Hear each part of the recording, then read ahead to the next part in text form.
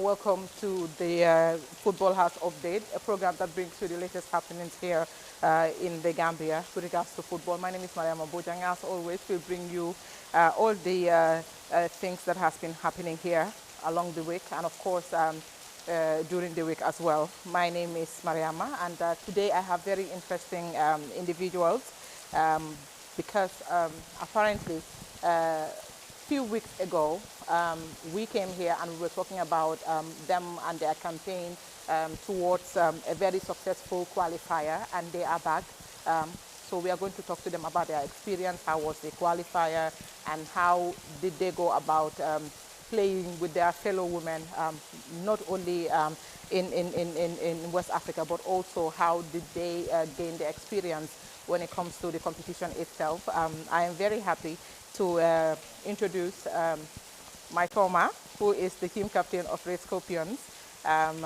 She has been a leader for Red Scorpions for a very long time, and of course we'll be talking to her about how her experience went with the WAFO qualifier in Sierra Leone. And we also have the head coach of Red Scorpions, that is Choro Mbenga. Choro is one person, when we talk about women's football in the Gambia, she is one person you will not definitely will be left out when you talk about women's football in the Gambia. We are very happy to have these two important ladies who has witnessed for the first time the qualifier in the WAFO Zone A competition. Mariama, di la jaajëfal di la nuyu di la jox sa wàccuwaay ñu nuyoo rek ak mbokkay su ko defee ñu dal di door ci programme bi comme lu ma leen ko waxee rek ci anglais. Tey programme bi dina interesting trop di leen jox seen wàccuwaay yéen yëpp di leen wax ne rek ngeen dalal ci jàmm. maa ngi jégalu nag programme bi depuis 11 la war a door, waaye soo gisee dooruñu programme bi taw bi foog ñu am suñu invite si ñoom ñëpp ñu ñëw settle down. ñu ngi masawu gaay taw bi rëy na trop, waaye bàyyi nañ seen soxla yëpp ñu ñëw teewal ñu si fii nii si Football House Update. kon ñu ngi jaajëfal gaay di leen gërëm ak si whole technical team bi, ñoom yëpp fuñu dëkk dañ sori waaye ñoom yëpp bàyyi nañ seen soxla pour ñëw def programme bi mu successful. Mariama di la nuyu nga wax hi to our lovely viewers. Asalaamaaleykum Gambia, asalaamaaleykum ñu nekk di seetaan ñun ñëpp. ma leen di nuyu di leen gërëm. man may Mariama Bojang, di captain of Red Scorpion. Mariama jërëjëf. keneen ku ñu am fii mooy moom suma xarit la Choro Mbenga, moom mooy head coach bi. ma bàyyi la nga nuyoo suñ mbokki ñoo xam ne ñu ngay déglu. Greetings to you all. Greetings. Mayama, thank you for inviting us. It's a pleasure being part of this panel today. Thank you very much. We'll go straight to the head coach. That is Madam Choro Mbenga. Nasi, do I have to add that, right? Yes, of course. Why not? So tell me, Coach, how is the feeling like going for the first time with such a encouragement from your technical team and of course from the whole Gambia, attending this qualifier for the first time, being the winner of the league of the GFF First Division?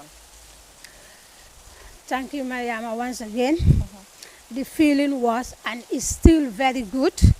I mean, we have always dreamed of playing continental and regional football, and we have done it. We are so happy to be part of the history for this year. So, I mean, the feeling, like I said, still amazing. Super grateful.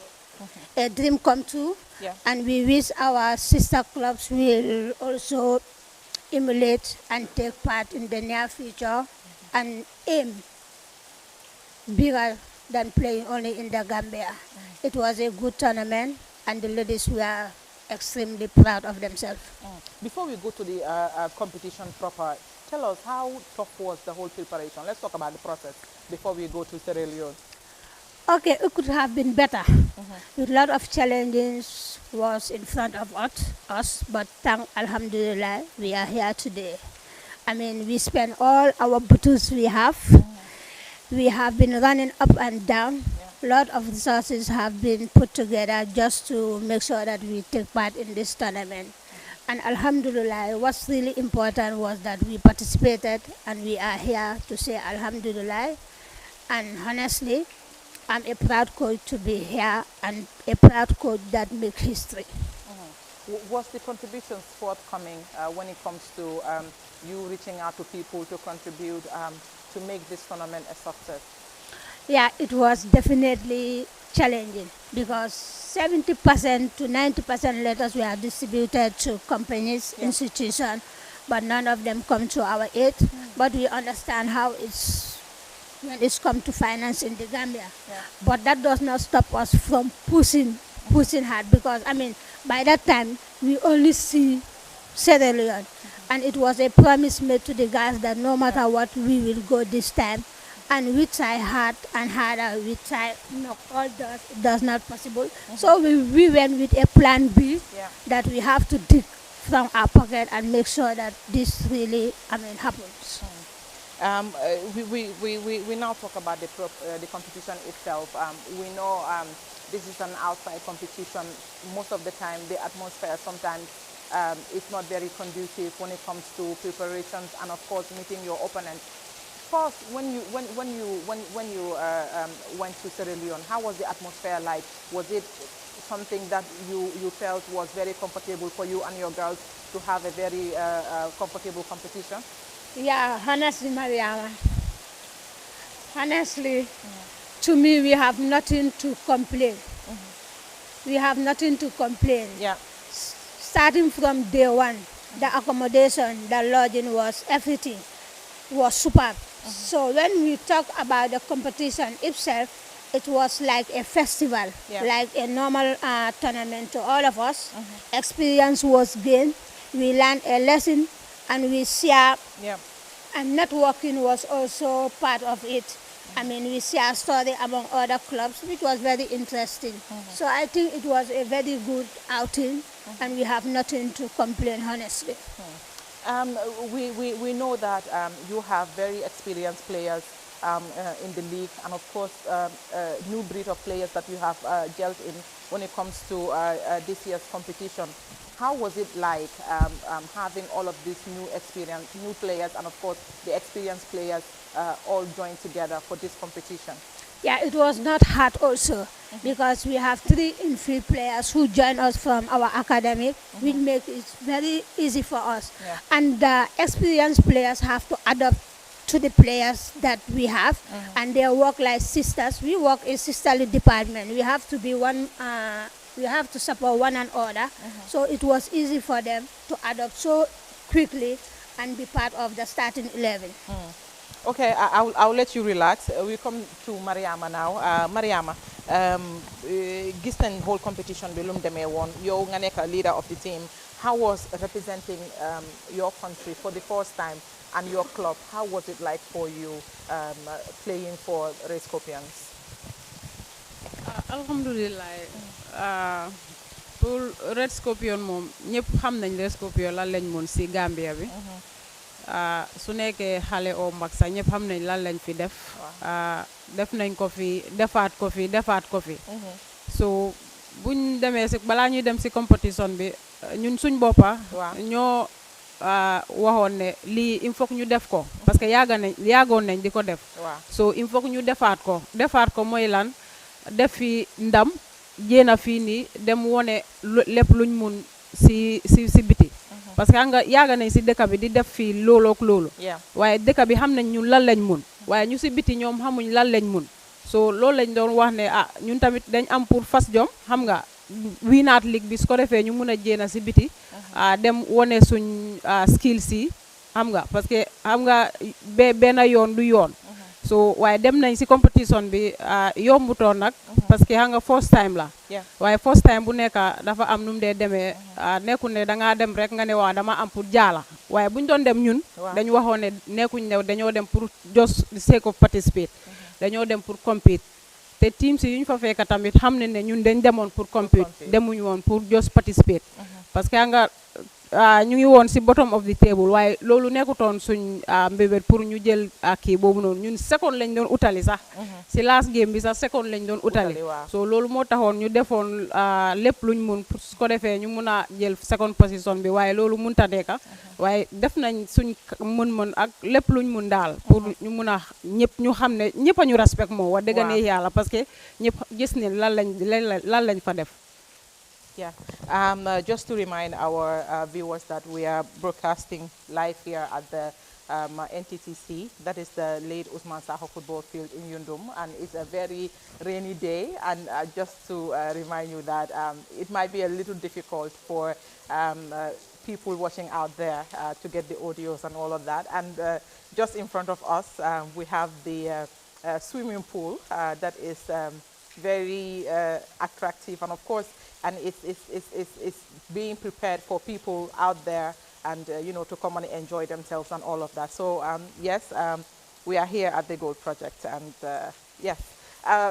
Moving forward, Toma comme noo ko doon waxee rek mu nekk competition boo xam ne dafa am solo torop wax nga ñu préparation bi ak boo leen demee foofu noonu waaye wax ñu rek balaa ñu doon jógee Gambia I remember amoon nañ la fii nii pour préparation bi nga wax ñu naka la fa demee waaye wax ñu tey because xam nañ ne toppoon na torop da nga dee génn si tali bi sax nga tasee gaay Red Scorpion fii ñu ngee dox si ron naaj bi di ñaan donations dem ngeen si ay nombu tànka ñoo xam ne ñu ngi si dëkk bi fii ñu ngee ron institutions yi dem ngeen foofu noonu naka la taxawaay bi mel because xam nañ ne mébét bi mooy ngeen dem participatal pour Gambia pour isi ndam li fii nii mooy si dëkk bi naka la process bi mel yow mi nekk njiiti xale yi foofu noonu balaa ñu doon dem waaw balaa ngeen doon dem ak response bi naka la meroon from the public comme suma coach bi nu mu ko waxee rek ñun def nañ lu ñu war a def mooy jéena si nit yi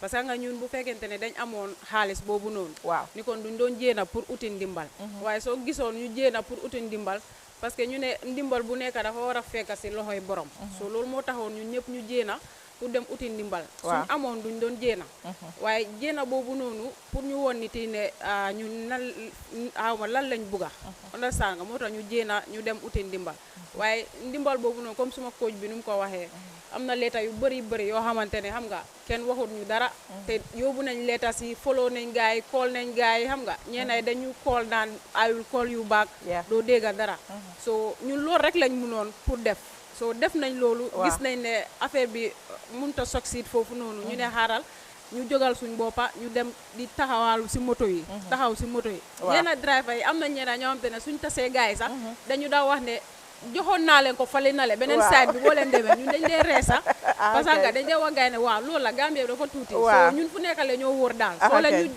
joxaat ñu baax na parce que ñun dañ win 3 times in a row soo la ñu joxaatee rek loolu du yaaxa dara so noonu lañ ko defee xam nga ñun ñëpp ñu pare si xale yëpp a si pare moom wax dëgg ne yaara pour def ko musuñ ko na def moom pour jéena nii di dem uti waaye soo gisee ñu def ko dañ bugg a dara loolu moo taxoon ñu jéena ñu def ko waaye gis nañ ne si yoon bi moom wax dëgg ne yàlla foofu tane woon na tuuti just si site of letters yu ñu yóbbu yu ñu distribute foofu moo ñëwutoon rek waaye comme si yoon bi fu ñu daan dem moto yooyu noonu wax dëgg ne yàlla sant yàlla boobu tane woon na waaw ñu dem si competitions bi lii moo nekk seen first time ngeen génn as a club pour ngeen dem compete ak seen morom yi first off lan mooy kaddu bi loo doon wax sa xale yi mooy soo ñëwee si wàllum preparation match day preparation si ak because gis nañ ne first game bi feature wuloo because yaa ngi feebaroo second game bi equally yaa ngi jox captain armband bi seen goalkeeper muy Mariama Cissé naka la feeling bi meloon yow boo doon joxee armband bi ak ban kaddu nga bàyyee xale yi because yow nekkuloo fa woon lu ma ne si xale mooy nit soo buggee dara rek comme boo xiifee xale bu xiifee doo ko woon fu bool bi nekkee understand nga so xale ñoom ñëpp a xiif so nuñ xiifee nii lépp loole mun di wax rek dafa dugga seen noppay parce que ñoom ñëpp a ko bugga ñëpp a pare pour def ko so pour yëfi wax yooyu noonu loolu dee nekk problème suñ diggante parce que ñun xamante nañ yaaga nañ together xam nga ku nekk xam na kii lu mu bugga ak lu mu bañ so side boobu noonu du dee nekk problème doo xam nga jigéen fu mu nekk moom by force il faut wax yu li fi ni yooyu noonu ak nga nekk foofu waaye dañ dee toog ñu waxtaan parce que dañu wax ne waxtaan si la lépp xej soo leen waxtaanee doo leen réeroo so Mariama Cissé moom bu ma ko doon jox suma baan bi dama doon wax ak moom sax maa ngi man foog moo ne naa ne daf ma nataal sax after man si laa gis nataal boobu noonu sax yaa ngi gis ba ma doon wane xay solu ma woon lii sax waru ma woon a nataal xam nga mooy loolu so bu ma ko doon jox lii bi mbégte rek laa amoon pour ma jox ko baan bi parce que dama xam ne mu ngi si gannaaw te daf dee wax dafa communiquer ak xale yi su ma fa nekkutee dina jël responsabilité boobu noonu pour mu mën a communiquer ak xale yi parce que xale soo nekkee moom il faut nga won ko yoon bi nu mun dara xale nu loxoam bi set parce que mag moo nekk si kanamam onda sanga waaye dañu wax ne tamit xale bu loxoam bi set mun naa bokk ak mag yi lekka so loolu mooy suma xale yi onda sang so nu ma fa nekkute tamit ba day am si mu ngi fa woon mu ngi nekkoon si gannaaw mu ngi doon communiquer ak gars yi moom tam dafa very good in communication mu communiquer ak xale yi yàlla daal moo ñëw rek xam nga waaye game si yooyu noonu man si man li ma yaakaar yooyu suñ game la woon first game yu ñaaka suñ game la woon just léegi-léeg daf dee lack of concentration ba pare lack of nga jël sa chance si waaw en striker soo jëlu sa chance si rek moom keneen dafa am benn rek mu def la ko ba pare mu jeex di nga defeen ba sonna doo ko mun a lii waaw mu nekk loo xam ne dafa am solo rek ñu dellu si ki nga xam ne rek mooy Coro tell us because playing your first game, how was it like? Because this is a team in Senegal, and whenever Gambia plays against Senegal, you know, the rivalry is always there. So how was it like preparing your team for the first outing with Senegal, knowing that we have a young lady from Gambia, as in Mam, you played with her, you know, in the Gambian local league. How was it like going into that first game? Yeah, Mariama, we prepare for all the 4 games before we leave here. Luckily, we were supposed to, we have to play with our neighbors, Senegal, our families, because we are all families when it's come to Senegal and Gambia. We prepared well, and mentally, physically, technically. I mean, anyone who told me that we were going to lose that game, I will say no. Because I mean, the readiness the guys show us before we leave here, I mean, I have no doubt that we were going to collect the maximum 3 points. And the happiest thing is that no team outplay us during the tournament. We play Senegal the whole 90 minutes. Like Mariama said, we did not capitalize on our chances. They have a penalty that was given to them. It was a very controversial penalty, but the decision of the referee cannot be reversed. So we take it in good faith and go and work again for the next 3 games, which, I mean, to me, everything was positive there. Because the guys, they definitely play super football and they leave a trademark in Freetown. Was the morale down when the girls were defeated in their first game against Senegal? That's the most important part of it. I mean, you know, when you lose a game, I personally, if I draw a game, I would not sleep talking of losing. So I was definitely surprised with the outcome of the results, because since we left the field, everything was left there. We don't have time to train 100% because we play a day, rest a day, and come and play the other day. When we told them the training will start 3 o'clock the following day, by 2:30, all of them were down. So I knew that they were ready for the second game. And the second game we also played. We did not capitalize on our chances, and Determined Girls capitalized on it, which was the game that we shouldn't have lost. Determined Girls game, we shouldn't have lost it. But I mean, sometimes all of Njai de wax dang de buga fekk yalla decide na lu mo def ba pare. Mu nekk lu am solo. Olom Njai bobu mom deguma ko. You said throughout the first, all the 4 games you played, you feel you are a better team. When you are comparing your team against the other 4 teams, would you say you are 100% better, or how would you gauge your team exactly? So honestly, if I could say 100 and plus, I will say it. Because there was no team who outplayed us, Mariama. I guess you watched the game. Yes, I did. The only team I was afraid of was Determined Girls. Sorry, Liberia. not Liberia. Monday something. Queen, Mali. Yeah. That was the team that I was afraid of, because I watched them play. I studied them very well. When we went to the team top before the game. But you were scared of them, but you won them. Yes. Wow. Because I saw the way they play. Okay. and we did not rest. So you took time to Yeah, study? that day we went and watched their game. Okay, So we okay. studied and picked out the key players that we know that if we pin them, they will not play. We gave them mark to each of our players, Yeah. and that game was the best game the guys play. Yeah. Starting from the first minutes to the last 10 minutes, especially the first half. We see how the guys were glancing, how we are covering and everything. So honestly, Yeah. that was the best game, even though I was afraid of them. Yeah. And it works because I first asked them question, who are the key players of Mali? Yeah. They ping me out, the key And you were working hard for them. Yeah. Yeah. So we said, fine, you make our job easy for us. Yes. So you will mark this number and this number. So before 30 minutes, Yeah. most of their key players were out because they were not delivering. So I think that was the best game. Yeah. And at the end, we collected the 3 points. It takes me to my next question, talking about the best game as in the Malian side. But what would you say, or who would you say was the most difficult match for you throughout the whole competition? Yeah, Mali should have been the difficult match for us. It turned out to be the easiest. It's turned out to be the easier because we have time to study them to from study their them. warming up That is the to difference. to the bottom game of it. Because Yeah. Mali won Senegal. Yeah. So when Mali won Senegal, I said, okay, no problem. Whatever may be the case, we have to collect the 3 points. And the guys, they did extremely well. Even though we have some key players that we are sick, Yeah. but they give it all out. Interesting, interesting. But coming back to the competition and watching all of these girls, you know, as the head coach, what do you think you could have done better to make sure you had a better competition? Scoring. That Scoring. was the only thing lagging. Scoring was the only thing. They were not capitalizing on their chances. The first game, I thought that they were panicked because of the crowd and everything. But watching them play the last game, I said that no, the crowd was not our problem. I don't know what was the problem, but yeah. to me, I just concluded Yeah, that we because did not.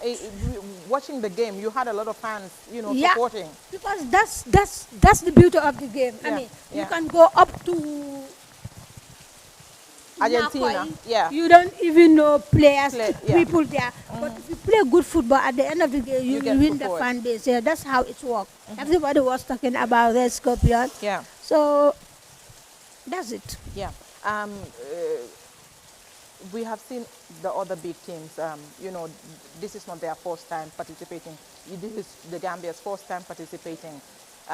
What do you think at the Gambian level we can do to have, you know, this kind of participation at you know, within the sub-region to make sure we improve women's football? Yeah, to me, I think that if our stadium is ready, we can do better and better and better. Serious investment need to be Done. done Yeah. when it's come to women football. If we have that, honestly, Gambia have talent, and I know that the guys are willing to play to move to another level. Aside from the stadium, what other thing do you think we can improve on to make sure that we have a bigger representative? Because you go to competitions like this, you have opportunity signing contracts and all of that stuff. But what else can the league do, or maybe, you know, team owners when it comes to the women league, to make sure that all of this talent are being exported out there? Miami, it will be very difficult because when it's come to financial aspect, Yeah. that's the main problem. People want to do. Now, if you look at women football, it's growing. Yeah. And this girl, it's come to a time that they have needs, and that needs need to be taken care of. Yeah. So financial aspect, I honestly think that we should look a way that, I mean, we will cut the eye of the companies and the institution to come and support women football particularly. Yeah. Before because one of the main highlights was one of your players winning the Lady of the Match twice, that is Khadijata. She's in the building already. We'll introduce her in a bit. But having all of this success story as a club, and also the process and you know, the body responsible for football here in the Gambia, helping throughout the whole process. How was it like for an experienced administrator like yourself? Yeah, honestly, when GFF sent us a letter that asking whether we want to take part, it took us a day before we replied to them. Because when we look at the criteria that need to be in place, I mean, then we were wondering whether we can do it or not. But we have the like of Sunanjai who don't say no to an answer. We have to try. Who don't say no to an answer. So honestly, it was a surprise to me that we can do it within a week to make sure that we got all the documents that are required with the help of the GFF. I mean, I must say thank you to Bakari Jame also. He did extremely well to make sure that, I mean, because when he listened to us, the only thing that, I mean, also catch him was when I said that promise are meant to be kept. He said that, okay, you promise the guys that you will do this and this and this. So I am also going to make sure that you people represent the Gambia, not only the Scorpion, but the Gambia, and everything went smoothly. Toma, Mariama, competition bi ban importance nga fok lam am pour Red Scorpion be pare ban experience la mo yoka pour team bi at a bigger level. Lu mu yokk si Red Scorpion moom bari na parce que fu mu nekk nii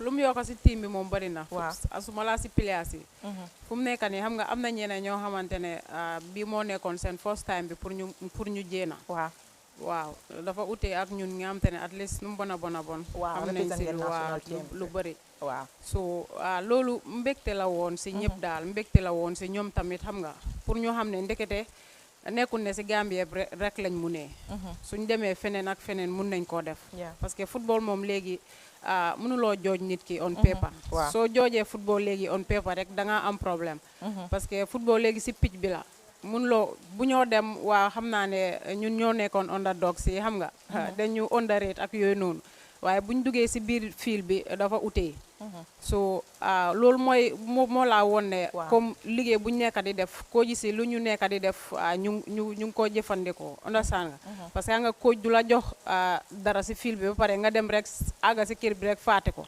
so lii moo laa woon ne team bi koo gisi ñu ngee def lépp luñ mun su ko defee ñu mun ñu gis fépp fuñ bugg a àgga so ñun tamit ñu leen di sant di leen gërëm liggéey buñ nekk di def pour su ko defee ñun tamit ñu mun si am dara nu mu bon so ñun tamit dinañ leen wax ne tamit xam nga nekku ne fii rek lañ mun a bugg a em ñëpp bugg nañoo dem si higher level bi so loolu yëpp lan moo ko waral loolu lu ko waral mooy liggéey rek la fas jom rek moo ko waral so dem nañ si compétition bi métti woon na waaye si beneen side bi tamit neexoon na parce que jàng nañ si lu bëree bëri si biir pitch bi tamit jàng nañ si ne football am na si beneen time boo xamante ne du dee nekka ne football bu rafet moo laa jox dara déedéet loolu tam jàng nañ si parce que affaire bi gémmi ndongo la so il faut que yéene nga def si sa nga bandi tuuti rek nga mun a am si dara so soo bandiwul rek doo si mun a soo waxee ne man tak loolu moo maa lii du mun a dem so léegi-léegi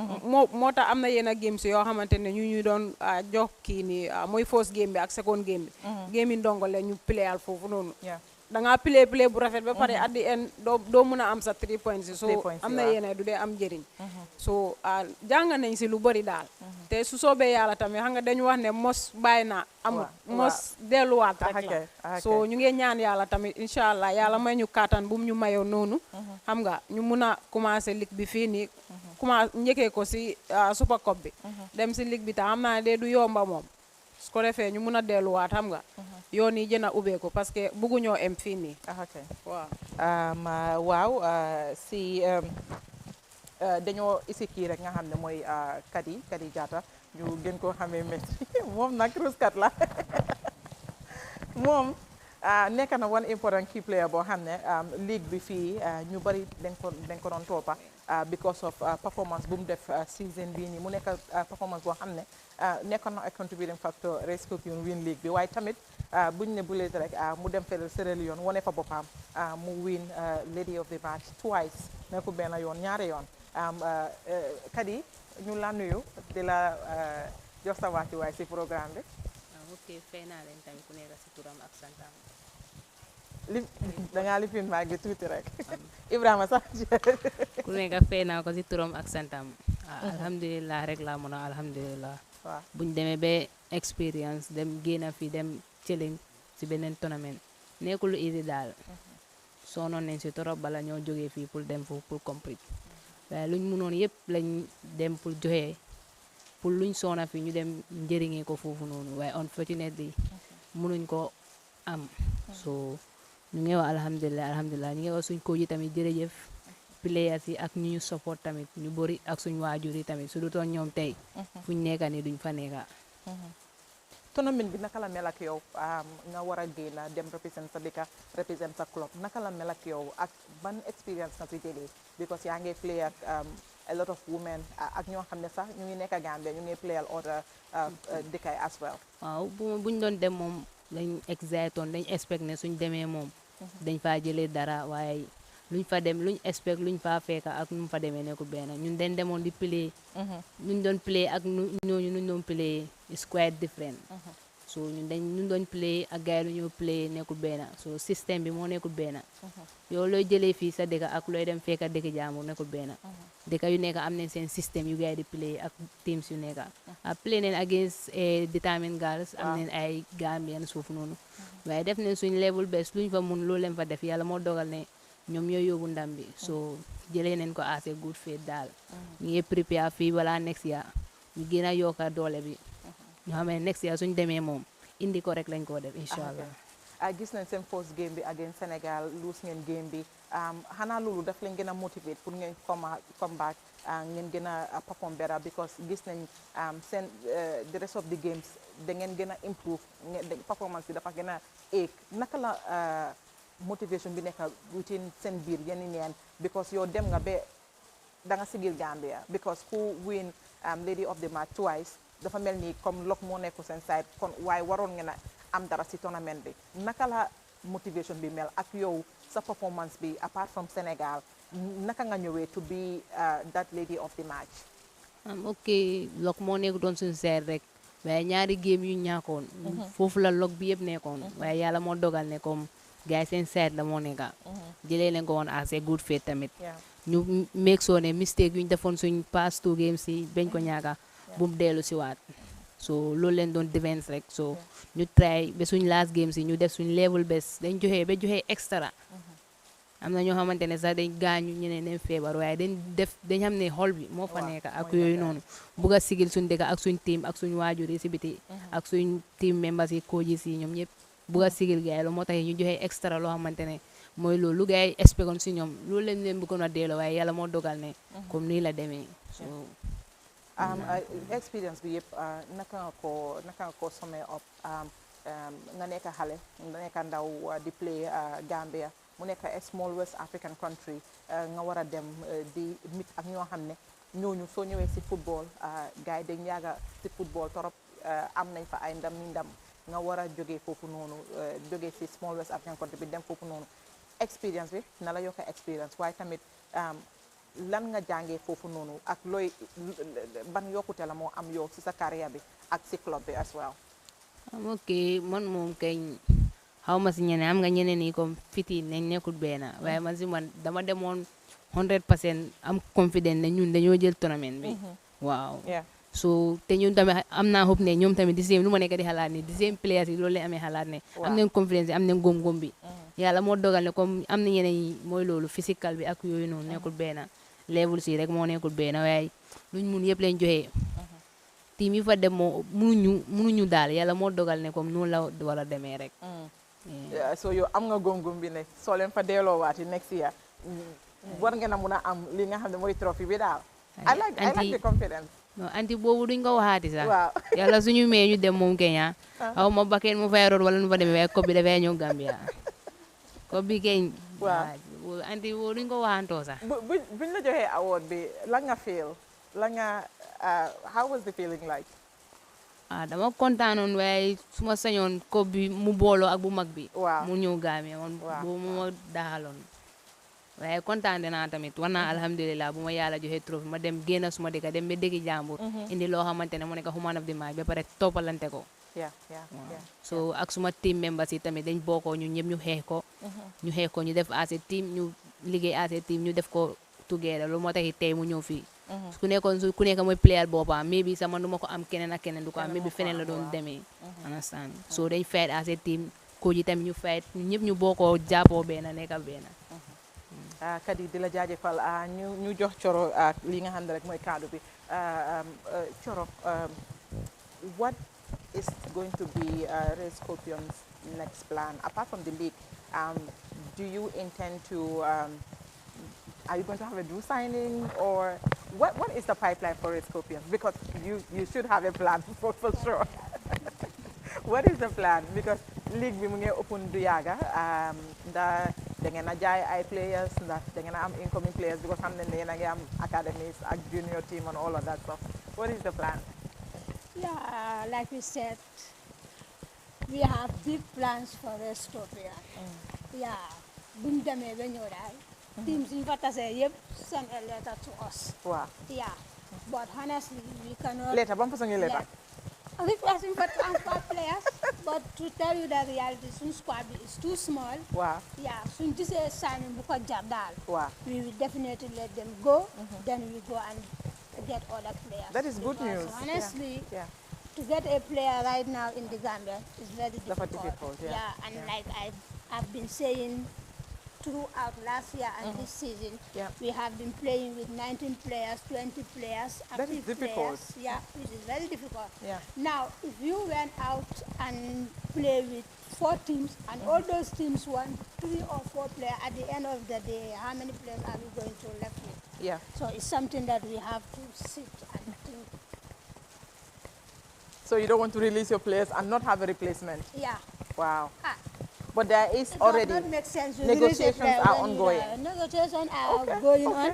okay. And honestly, if Yeah. we have a plan, that's what it we will definitely let them go. You will because sell. That's what we promise them. Go and sell yourself outside and you see. But honestly, Yeah. I'm saying it here. There is nothing like free again when it's come to women football. Yeah. Well, that's a good news that you are already, having to open a negotiation and all of that stuff. But very, very interesting. But Puru, just to sum it up, how has the experience been like for you? Because you have represent Gambia internationally when it comes to national teams and all of that. You know, from a player to coach to administrator, now representing your club. How is this big as an achievement? Because this is your childhood club. Yeah. A team that I've played for, coached for, go back to administrative and come back. I'm saying Alhamdulillah. Yeah. But all is about the person. It's person that have been keeping me, has been pushing me up today. And with the support of my family and also my husband. Honestly, I must say thank you to him. This is a man who never complains, whether food is served on time, cold or hot. The man that I will wake early in the morning, odd hours in the morning, just to take permission to go and scout for player all the way to Jara Summer, and he never complained. So I must say thank you, because without him, today you will not be hearing of each other and all these things. Yeah. And coming back to my career, honestly, I mean, I will give it back to the Scorpion players and the coaches because of the support they have rendered throughout my career. And honestly, I can't do it alone. And I'm saying Alhamdulillah to that. You want to say your parting words, or you are good? I'm good to go. Thank you very much, coach. Toma ñu bàyyi la nga tàggatoo comme que waxtu buñ am daanaka jeex na. waaw maa ngi sant ñëpp di gërëm ñëpp di la gërëm yow mi sa boppa noo ñu amee fii nii kontaan nañ si trop di sant ak Gambia bi yëpp daal. suñ parents si suñ supporter si suma xale yi ñoom suma xale lañ. waaw suma doom lañ. so déggal nañ ma xam nga dañoo kafre ñu ñëpp nekk benn team bi ne so sant nañ ñëpp daal gërëm nañ ñëpp. waaw di ñaan yàlla daal incha allah ñu next year daal mu fekk ñu foofu noonu waaw. Kadi la nga wax Gambia la nga wax sa team ak everybody ñoo xam ne dañ doon expect Kadi mu def dara dem nga Sierra Leone def nga fa dara ban kaddu nga wax gaay man jërëjëf lay wax gaay rek ñu ma dooleel tey bara ma doon dem ñu ma dooleel dafa bëri torop ñu ma dooleel sakaatuma suma yaay ak suma maam ak bu góor ñoom du bokk nañ si ñu ma gën a dooleel right now ñu tax ne tey gaay ñu tax ne tey man ma nekk tey su du toon suma maam tey du ma nekk tey moom lay gën a sant ak ñu ak suma players yi ak suma friends yi ak suñ team bi ñu nekkee benn ni ba dem yàlla na continuer ñu nekk benn ba ku nekk yàlla su ibee sa wërsëg pour nga nekk pro life ak ku nekk yàlla ku nekk am success bu mu ñaan si yàlla am incha allah jërëjëf di leen jaajëfal lu bari just to say a very big thank you to our guest here, Mariama Bojang, team captain of the Red Scorpions. Choro Mbenga is the head coach for Red Scorpions, and of course Kadi Jata, known as Messi, is also a player, won Lady of the Match twice in the competition at the WAFU qualifier in Sierra Leone. We want to say a very big thank you to all of them for coming today's program. And like I said in the beginning of the program, we've been hosted here by the Gold Project here at in Yundum, and this is the swimming pool. And this is the swimming pool here. It's been processed already, and of course, it will be ready for use very soon. So anybody that is interested in hiring a pool, and of course, we have an amazing bar as well. It's raining. I cannot be under the rain. But I just want to say, anybody who is interested in hiring a pool, and we can even have a swimming competition here, by the way. So everybody interested, you can come. Yes, and it's raining here. We want to say sorry for starting the program late because it's been a heavy downpour throughout this morning. Thank you very much to my production team. I want to say thank you for putting this program together. And of course, I want to say a very, very big thank you to my guests. Almost en fay sax because dañ bàyyi seen soxla yëpp ñu ñëw comme Coro lu mu ko waxee jëkkëram bàyyi na ko pour mu ñëw te dafa war a tooga mu ngi jógee fii nii di dem tooga so maa laa gërëm di la sant Kadi ak Tooma Mariama Bojang ma leen a gërëm ñëpp waaye maa ngi gërëm sama production team Omar Touré Mariama Koma Ibrahima Souare Amadou Oba ak suñ boss mooy Bakary Bourahma Balde ma leen a gërëm ñi yëpp si production bii nii mu nekk loo xam ne dafa tof torop waaye def nañ ko. I want to say thank you to our viewers for always logging in and watching the Football House Update. My name is Mariama Bojang. Until we come your way on Thursday, have a very beautiful day. I love you.